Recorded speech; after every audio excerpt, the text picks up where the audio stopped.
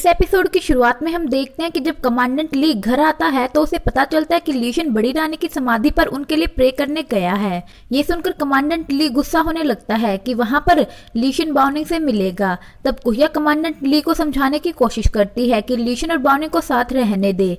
जब से बाउनिंग और लीशन अलग हुए हैं तब से लीशन बिल्कुल भी खुश नहीं रहता है, और वैसे भी अभी तक इस बात का कोई प्रूफ नहीं मिला है कि प्रिंसेस के फादर ने ही लीशन की माँ को मारा था, और अगर ऐसा हुआ भी तो भी इसमें बाउनिंग की कोई गलती नहीं है। कुहिया के समझाने पर कमांडेंट ली मान जाता है। इसके बाद हम देखते हैं कि लीशन बड़ी रानी के लिए प्रे करने उनकी कब्र पर जाता है, जहां पर बाउनिंग, बाइसू और कई लोग होते हैं। बाउनिंग लीशन को वहां देखते ही गुस्सा हो जाती है और उसे वहां से जाने के लिए कहती है। लीशन कहता है कि मैं यहाँ सिर्फ बड़ी रानी के लिए प्रे करने आया हूँ, लेकिन बाउनिंग उसे धक्का मारने लगती है और बेहोश हो जाती है। सभी लोग बाउनिंग को उसके रूम में ले जाते हैं। नेक्स्ट सीन में हम देखते हैं कि लीशन के पास उसका सर्वेंट विशु आता है और बताता है कि आपने जो मुझे डॉक्टर के बारे में पता करने के लिए भेजा था, जिसने बड़ी रानी का चेकअप किया था, वो बड़ी रानी की मौत के अगले ही दिन कैपिटल छोड़कर चला गया।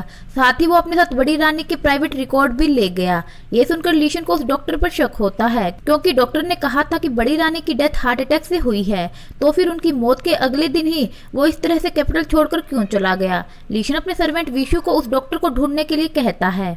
वहीं दूसरी तरफ जब बाउनिंग को होश आता है तो बाइसू से बताते कि वो प्रेग्नेंट है। ये सुनकर बाउनिंग बिल्कुल भी खुश नहीं होती और सबको बाहर जाने के लिए कहती है। सबके बाहर जाने के बाद बाउनिंग डॉक्टर से कहती है कि मैं इस बच्चे को नहीं रखना चाहती। इसके बाद डॉक्टर बाउनिंग के सामने 2 दवाई रख देता है और कहता है कि इसमें से एक मिसकैरेज से बचने के लिए है और दूसरी अबॉर्शन के लिए। आप अच्छे से सोच लीजिए। लीशन वही रूम के बाहर पेड़ पर बैठा हुआ होता है, क्योंकि वो बाउनिंग के लिए बहुत वरीड होता है। लेकिन जब लीशन ये सुनता है कि बाउनिंग प्रेग्नेंट है तो वो जल्दी से रूम में आ जाता है और बाउनिंग के हाथ से उस दवाई को ले लेता है और कहता है कि तुम ऐसा कैसे कर सकती हो। माना हमारे बीच बहुत ज्यादा इशू है, लेकिन ये बच्चा एक गिफ्ट है, ये हमें फिर से एक कर सकता है। लेकिन बाउनिंग कहते हैं कि हमारे बीच सब कुछ खत्म हो चुका है। लीशन गुस्सा करते हुए उस दवाई को फेंक देता है और वहां से चला जाता है। लीशन के जाने के बाद बाउनिंग डॉक्टर से कहते हैं कि मैं नहीं चाहती कि रूम में जो कुछ भी हुआ वो किसी को पता चले। इसके बाद हम देखते हैं कि मीरो चिंगी को उसका ख्याल रखने के लिए थैंक यू कहती है। तब चिंगी कहती है कि इसके लिए तुम्हें मेरा एक काम करना होगा। तब मीरो पूछती है कि क्या। तब चिंगी मीरो के कान में उसे अपना प्लान बताती है। ये सुनकर मीरो शॉक्ड हो जाती है और कहती है कि लेकिन ये तो एक कैपिटल क्राइम है। तब चिंगी कहती है कि अगर तुम मेरे एहसान का बदला चुकाना चाहती हो तो मेरा ये काम करो। तब मीरो को चिंगी की बात माननी पड़ती है। इसके बाद मीरो एक डॉक्टर के साथ महल आती है और दादी के रूम से दादी की सील चुरा लेती है और उसे चिंगी को दे देती है। चिंगी दादी की हैंडराइटिंग की कॉपी करके लीशन और बाउनिंग का डिवोर्स पेपर बना लेती है, क्योंकि चिंगी को पता चल गया था कि दादी ने लीशन को बाउनिंग को डिवोर्स देने के लिए कहा था, और उस पे दादी की सील लगा देती है। मीरो चिंगी से कहती है कि दादी के नाम का नकली फरमान बनाना क्राइम है, लेकिन चिंगी कहती है कि तुम चिंता मत करो, इससे लीशन और बाउनिंग अलग हो जाएंगे। इसके बाद चिंगी मीरो को छुट्टी देकर घर भेज देती है। चिंगी की मेट चिंगी से पूछती है कि हम इस लेटर को बाहर कब लाएंगे। तब चिंगी कहती है कि जब दादी के मेमोरियल पर उनके अधूरे छोड़े हुए सारे काम को पढ़ा जाएगा, हम तभी इस लेटर को भी उनमें रख देंगे और तभी ये सबके सामने आ जाएगा। इससे किसी को भी हम पर शक नहीं होगा। वहीं दूसरी तरफ हम देखते हैं कि जाओ शाओ को जब ये बात पता चलती है कि बाउनिंग बेहोश हो गई थी, तो वो डॉक्टर के पास आकर बाउनिंग के मेडिकल रिकॉर्ड चेक करता है, जिससे उसे पता चलता है कि बाउनिंग के लिए मिसकैरेज प्रिवेंशन और अबॉर्शन की दवाई दी गई थी। तब जाओ शाओ बाउनिंग के पास एक सूप लेकर आता है और कहता है कि ये सूप पी लो, इससे तुम्हें अच्छा लगेगा। ये प्रेगनेंसी में नहीं पिया जाता, इससे मिसकैरेज हो सकता है, लेकिन तुम तो प्रेग्नेंट नहीं हो, इसलिए तुम आराम से इसे पी सकती हो। एक्चुअल जाओ शाओ जानना चाहता था कि बाउनिंग प्रेग्नेंट है या नहीं, लेकिन बाउनिंग जाओ शाओ को चाय लेने के बहाने वहां से भेज देती है और पीछे से उस सूप को फेंक देती है। और जब जाओ शाओ आता है तो ऐसा प्रिटेंड करती है कि उसने सारा सूप पी लिया है। जाओ शाओ ये देखकर कि बाउनिंग ने सूप पी लिया है वहां से चला जाता है। इसके बाद हम देखते हैं कि मीरो लीन के साथ अपने घर पर होती है और लीन मीरो को खाना खिला रहा होता है, लेकिन मीरो का बिल्कुल भी मन नहीं होता। लीन उसे पूछता है कि क्या हुआ, मुझे पता है कि तुम परेशान हो। तब मीरो से बताती है कि वो कुछ भी गलत नहीं करना चाहती। लेकिन हालात ऐसे होते जा रहे हैं कि उसे ना चाहते हुए भी वो करना पड़ रहा है जो वो नहीं चाहती। तब लीन कहता है कि तुम ये काम छोड़ दो। तब मीरो कहती है कि मैं ऐसा नहीं कर सकती, चिंगी रानी ने हमारे लिए बहुत कुछ किया है, उन्होंने तुम्हें बचाया और मुझे जॉब भी दी, उनके मुझ पर बहुत एहसान है। तभी मीरो की मेड और 2 गार्ड एक आदमी को पकड़कर मीरो और लीन के पास लेकर आते हैं और कहते हैं कि ये आदमी यहाँ पैसे चुराने के लिए आया था, लेकिन हमने इसे पकड़ लिया। उस चोर को देखकर मीरो को याद आता है कि ये वही आदमी है जिसने लीन को मारने की कोशिश की थी, जबकि उस आदमी की लीन से कोई दुश्मनी भी नहीं थी। मीरो उस चोर से पूछती है कि तुमने लीन को मारने की कोशिश क्यों की थी। पहले तो वो चोर कुछ नहीं बताता, लेकिन मीरो के धमकाने पर वो सब कुछ बता देता है कि उसे ये काम करने के लिए चिंगी रानी की मेड ने कहा था और उसे इस काम के पैसे भी दिए थे। ये सुनकर मीरो और लीन शॉक्ड हो जाते हैं। मीरो समझ जाती है कि इसका मतलब चिंगी ने जानबूझकर लीन को चोट पहुंचाई थी ताकि वो मीरो से अपने काम करवा सके। लीन मीरो से कहता है कि तुम चिंता मत करो, मैं तुम्हें यहाँ से दूर ले चलूंगा। चिंगी रानी बहुत ही खराब औरत है, लेकिन मीरो कहती है कि मैं भी ऐसा नहीं कर सकती, मुझे अब सब कुछ ठीक करना है, नहीं तो मुझे हमेशा रिग्रेट रहेगा। वहीं दूसरी तरफ हम देखते हैं कि जाओशाओ के पास वो सीक्रेट सैनिक आता है। जाओशाओ उसे देखकर कहता है कि तुम यहाँ क्या कर रहे हो। तब वो सैनिक कहता है कि मुझे पता लग गया है कि वो बुक ली मेंशन में ही है। तब जाओशाओ कहता है कि ठीक है, तुम और इस बारे में पता करो। तब वो सैनिक कहता है कि मैं पहले रानी के लिए काम करता था और उनके मरने के बाद मैं चिंगी रानी के लिए काम करने लगा, लेकिन मुझे लगता है कि आप ही मेरे बॉस बनने के लायक है, इसलिए मैं यहाँ पर आपको कुछ बताने आया हूँ। तब जाओशाओ से पूछता है कि तुम क्या बताना चाहते हो। तब वो सीक्रेट सैनिक बताता है कि ये बात ली विलेज के बारे में है। ये सुनते ही जाओशाओ ध्यान से उसकी बात सुनने लगता है। तब वो सैनिक सारी बात जाओशाओ को बताता है कि कैसे ली विलेज में आग लगी थी।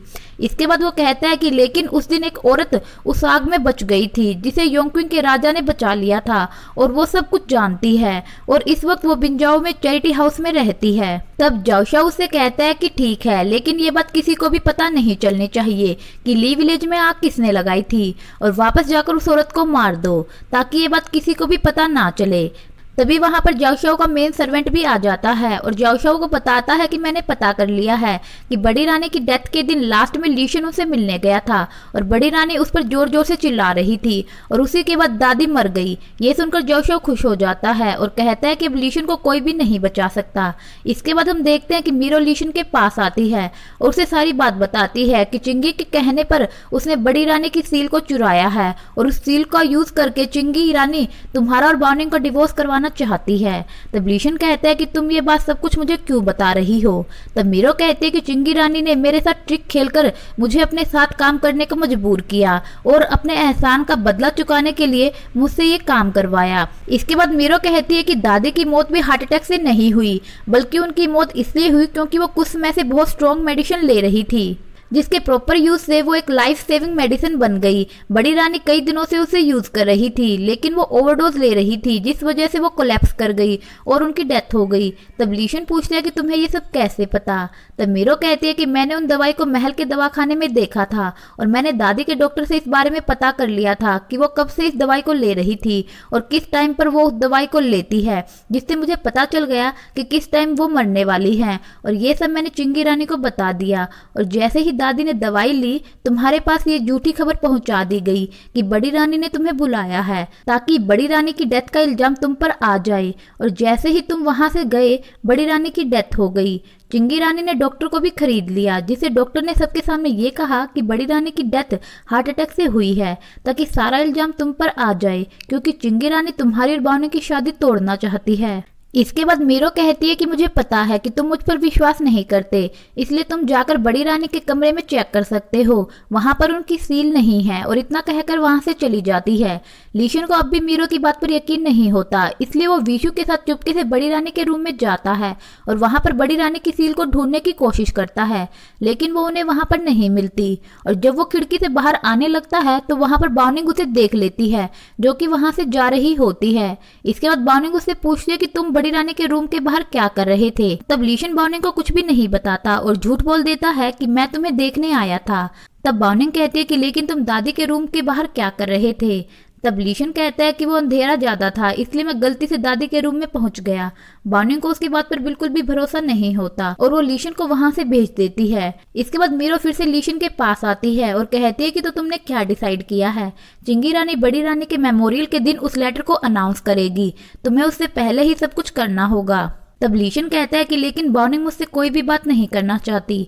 तो मीरो कहती है कि ठीक है, अब मैं ही इस बारे में प्रिंसेस से बात करूंगी। वहीं दूसरी तरफ हम देखते हैं कि वो सीक्रेट सैनिक मौका पाकर अकेले में उस औरत क्विंग यू जो कि क्विंग एन की माँ होती है उस पर अटैक करता है, क्योंकि वो नहीं चाहता कि किसी को भी ली विलेज की आग के बारे में पता चले।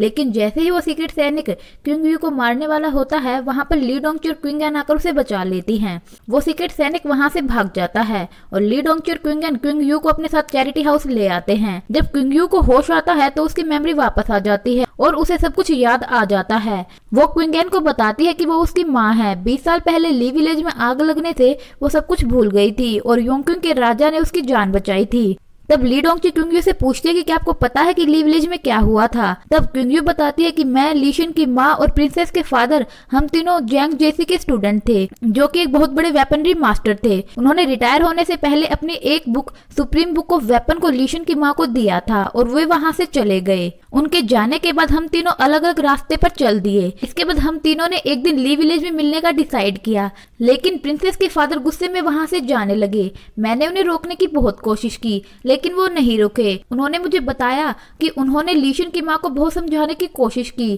कि वो उस बुक को जला दे क्योंकि उस बुक की वजह से उसकी लाइफ खराब हो जाएगी, लेकिन लीशन की माँ नहीं मानी, इसलिए प्रिंसेस के फादर वहां से चले गए। उनके जाने के बाद जब मैं वापस आई तो पूरे विलेज में आग लग गई थी और कुछ लोगों ने सभी लोगों को मार दिया। अब ली डोंगची पूछती है कि क्या ये सब प्रिंसेस के फादर ने किया था? तब क्विंग कहती है कि नहीं, ये सब प्रिंसेस के फादर ने नहीं किया था क्योंकि वो ली विलेज में अकेले ही आए थे। तब ली डोंगची कहती है कि क्या आपको पता है कि ये सब किसने किया था? तब क्विंग कहती है कि वो आदमी जो आज मुझे मारना चाहता था वो वही आदमी है जिसने 20 साल पहले ली विलेज में आग लगाई थी और मुझे मारने के लिए मेरे पीछे दौड़ रहा था। तब वहां पर क्योंक्विंग का राजा आ गया और मुझे उन्होंने बचा लिया, लेकिन मैं अपनी मेमोरी खो चुकी थी। इसके बाद राजा ने मुझसे शादी कर ली, लेकिन उनकी पहली वाइफ ने मुझे एक्सेप्ट नहीं किया और एक दिन जब राजा बाहर गए हुए थे तो उनकी पहली वाइफ ने मुझे आग से बहुत डराया, जिससे मैं बहुत पैनिक हो गई और सब भूल गई। और उसके बाद उन्होंने मुझे योंगक्विंग से बाहर दूर भेज दिया और सबको ये झूठी खबर फैला दी कि मैं किसी के साथ भाग गई। क्विंग एन ये सुनकर अपनी माँ को गले लगा लेता है और कहता है कि आप चिंता मत कीजिए, मैं अब आपको कुछ भी नहीं होने दूंगा। वहीं दूसरी तरफ मीरो बॉर्निंग से मिलती है और बॉर्निंग को सारी बात बताती है कि चिंगी के कहने पर उसने बड़ी रानी की सील चुराई है और चिंगी उसका यूज करके आपको और लीशन को अलग करवाना चाहती है। तब बॉर्निंग का सर्वेंट आकर बॉर्निंग को बताता है कि हाँ, सच में बड़ी रानी के कमरे से उनकी सील गायब है। तब बॉर्निंग कहती है कि तुम मेरी हेल्प क्यों कर रही हो, तुम्हें क्या चाहिए? तब मीरो कहती है कि मैं इन सब के खत्म होने के बाद लीन के साथ यहाँ से दूर जाना चाहती हूँ और उसके साथ एक हैप्पी लाइफ जीना चाहती हूँ। तब बॉर्निंग मीरो की बात मान लेती है और मीरो से कहती है कि तुम एक काम करना, सबसे पहले महल के दवाखाने में जाकर कॉमन परफ्यूम बनाने के लिए सामान के लिए कहना और फिर उनसे एम्बरगिस लेना, क्योंकि वो बहुत ही रेयर है। इसलिए जब डॉक्टर उसे तुम्हें देने से मना करे तो तुम उन्हें कहना कि चिंगी रानी ने तुम्हें कहा है। इसके बाद पहले कॉमन परफ्यूम बनाना और उसमें थोड़ा एम्बरगिस मिला देना और उसे चिंगी रानी के कमरे में रख देना। मीरो ऐसा ही करती है और उसे दिन रात चिंगी रानी के रूम में जलाकर रख देती है और यहीं पर यह एपिसोड खत्म हो जाता है। अगर आपको ये एपिसोड पसंद आए तो मेरे चैनल को सब्सक्राइब कीजिए और मेरी वीडियो को लाइक कीजिए। Thank you.